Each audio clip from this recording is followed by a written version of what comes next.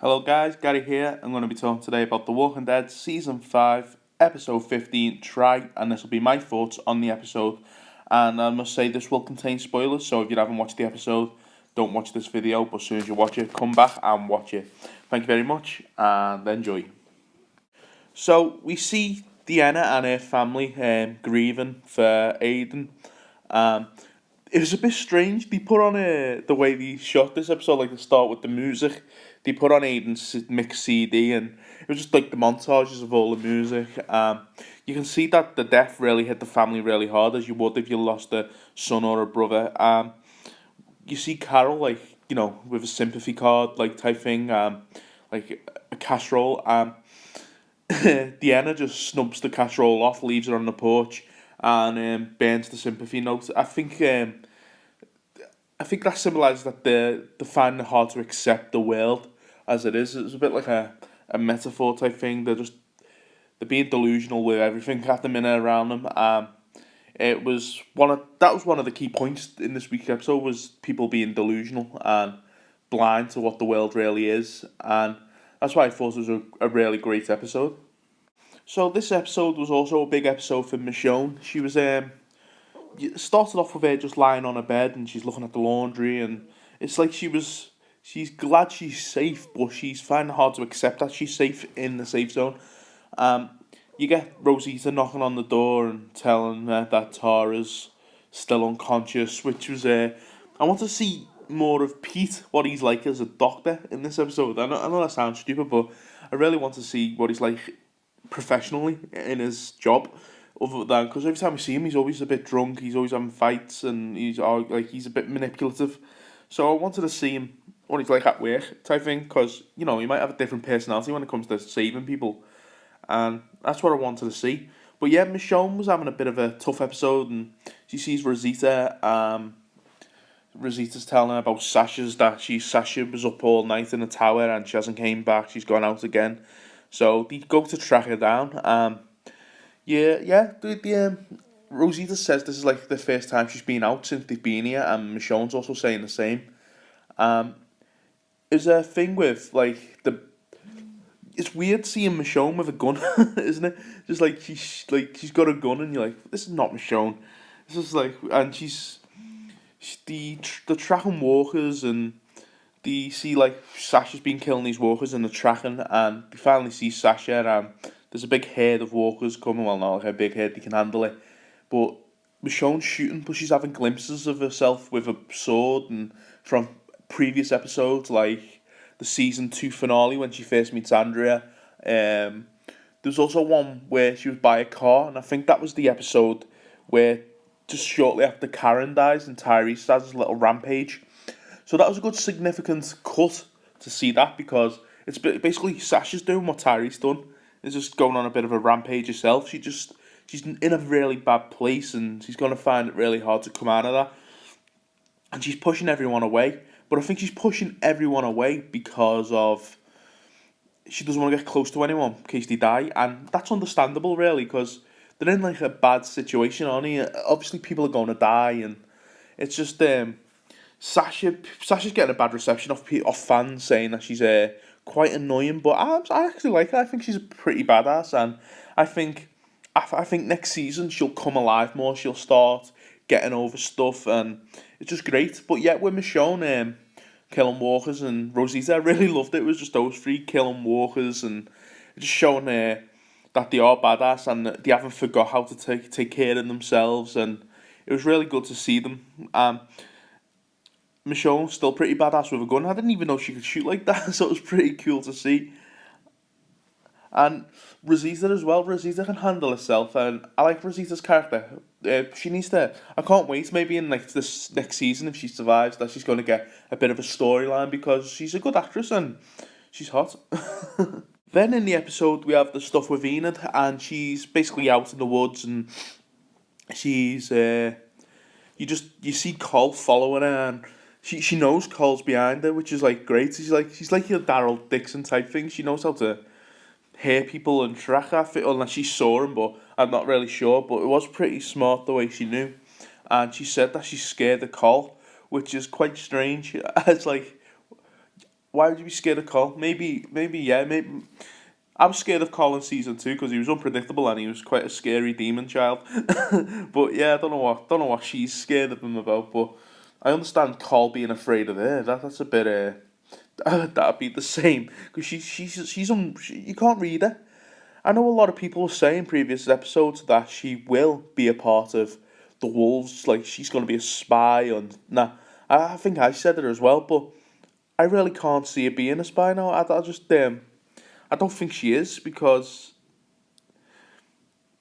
I don't know. I just don't think she will be now because she's opening up to Cole now, and she's only going outside for the same reason as Cole, so that they don't get weak and they don't fear. And did anyone notice the egg timer thing? I think that was great. But I think that was also foreshadowing time, as again, because time's always a big issue in The Walking Dead, and it's always played a part, and I think something's going to happen. And it's just great to see, like, Enid a bit more talking about, just talking and that. A knife, when Cole says that's a cool knife, and she says it's her mum's, and she didn't really want to talk and about that, and Cole really wants to find out. And then the walkers come and they both get in the tree. It's it was a bit of an awkward scene because Cole's trying to.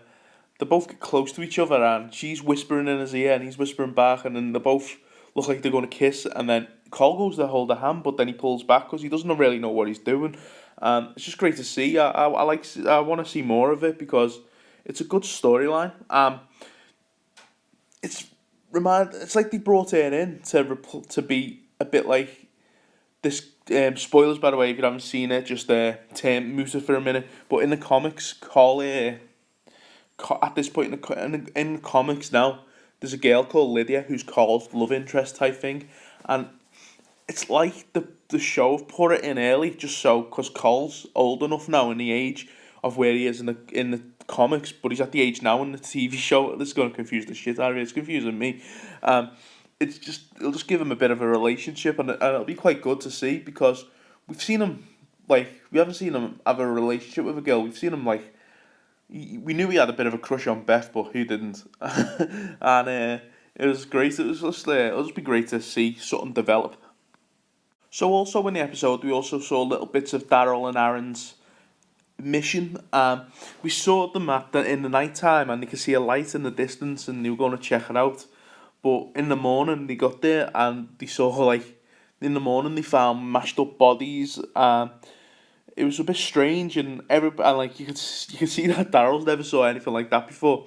It was also a bit, and also Adam looked a bit shocked. And then a bit further on in the scenes, they found a girl tied up to the tree, and she's completely naked. And well, not a girl, I mean like a woman tied up to a tree and completely naked, and a gut ripped out. And it was pretty gruesome stuff.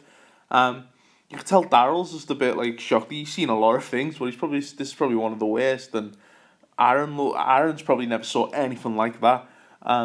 They just saw it was just a bit sickly. It was a bit strange, but it's making you think, wow, what the hell? And Daryl lifts up a head, and you see the W on it.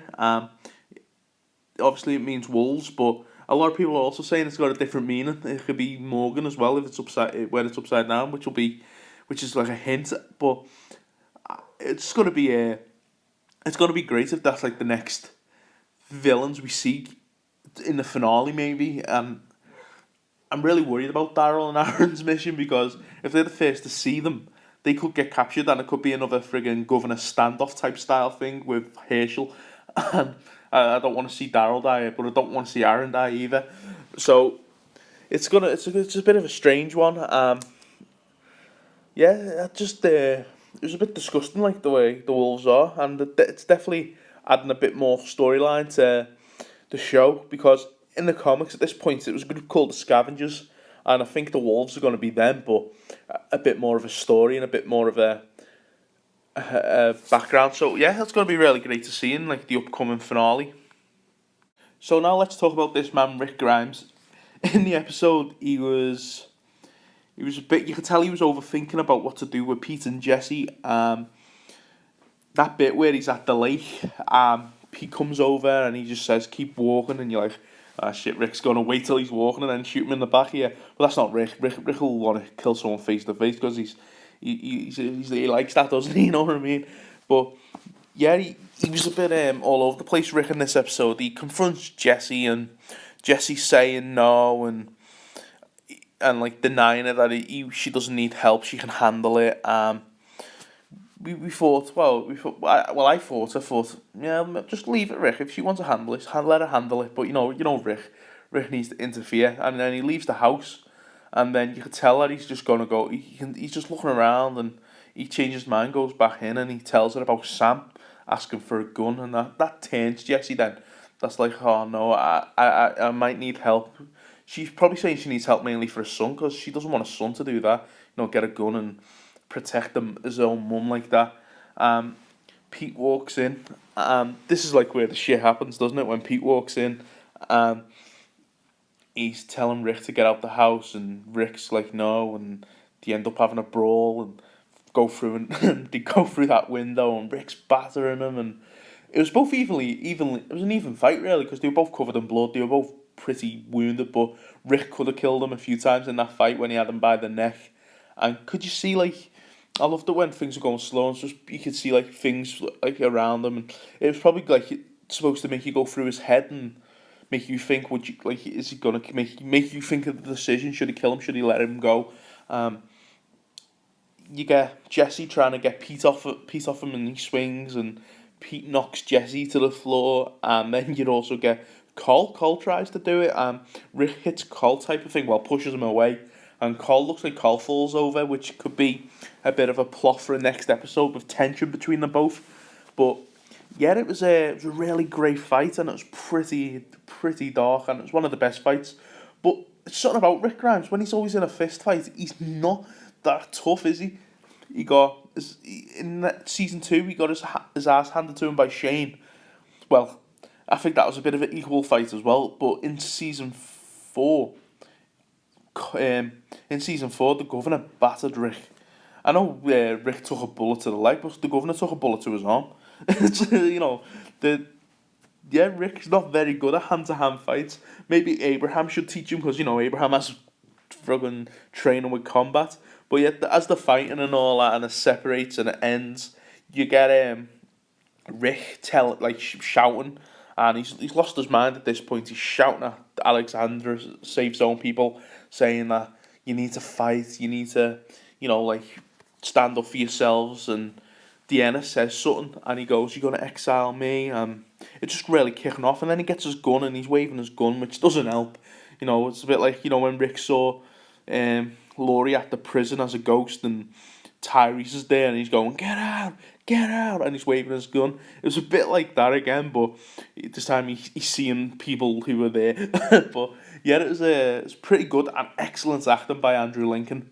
And then as it's getting really heated, Michonne just knocks him out of nowhere, and it was just true to the comic book, and I loved it. And the way Michonne just knocked him out, it was really good. A lot of people are dissing Michonne for that, but I don't know why, because she was defusing the bomb. He could have exploded and literally shot people by accident, didn't mean to. And he could have said something stupid, and he could have got the group kicked out. And obviously Michonne wants to stay. Michonne wants to be safe, and she made a good decision by knocking Rick out. And I think if she didn't knock him out, I think Nicholas would have put a bullet in him. Because if you remember, Nicholas is the one who has that gun now, and he had that gun on him. And Nicholas could have turned and went bam, shot.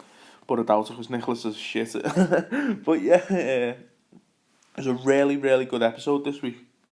And I'm really excited for the finale because it's going to be a 90-minute finale, isn't it? So it's going to be action-packed, and it's going to have a lot of twists and turns, and rumours it's going to kill off a huge character, but I don't know who. Maybe Daryl or Carol, in my opinion. But I will make a prediction video tomorrow on that. And so yeah, this is it for today, guys. Let me know what you think. Thumbs up if you loved the episode. Thumbs down if you didn't. And please subscribe and also share and just get me out there. I'd love more subscribers and get involved. So yeah, thank you very much and goodbye. As always, guys, head over to the Walking Dead fan base on Facebook and get involved with the discussion. I'll be there waiting.